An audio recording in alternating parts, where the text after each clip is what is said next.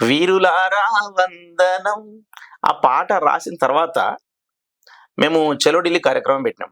ఆ ట్రైన్‌లో వెళ్తున్నాం. వెళ్ళేటప్పుడు ఒక కళ్ళు లేని అంధుడు భిక్షాటన చేసుకుంటూ ఆ ట్రైన్‌లో వస్తా ఉన్నాడు మా ముందుకు.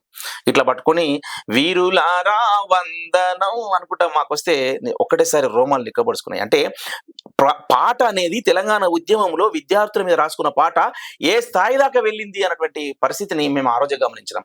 'చలో ఢిల్లీ' కార్యక్రమం పెట్టిన ఆ సందర్భంగా మేము అది చూసినాం. అప్పుడే ఆ టైంలోనే. అట్లా అది చాలా గొప్ప పాట. నాకు చాలా పేరు తీసుకొచ్చిన పాట.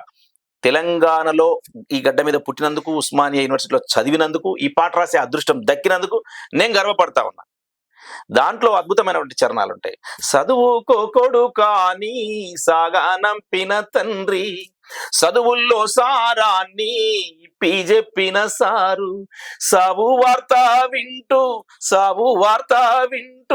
గుండె పగిలిన తల్లి, వీరులారా వందనం విద్యార్థి, అమరులారా వందనం పాదాలకు." ఎక్కడా కూడా ఈ తెలంగాణ గడ్డ మీద జరిగినటువంటి ఆత్మ బలిదానాల్లాగా చిన్న ముక్కు పచ్చలారని అప్పుడప్పుడే నూనుగు మీసాల వయసున్నటువంటి యుక్త బిడ్డలు కూడా తెలంగాణ కోసం ఆత్మ బలిదానం అనే చరిత్ర ఏ ప్రపంచ చరిత్రలో ఇక్కడ కనబడదు. అందుకని ఒక చరణంలో రాసుకున్నా, ప్రపంచ చరిత్రలో పరిశోధించిన గాని మీలాంటి త్యాగాలు ఎడగానా రావు, పలబుగ్గల పసిడి మొగ్గలు యాడుండ్రో, వీరులారా వందనం విద్యార్థి, అమరులారా వందనం పాదాలకు.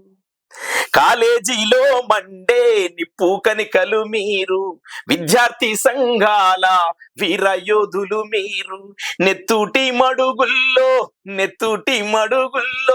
ఎత్తిండ్రు పిడికిళ్ళు,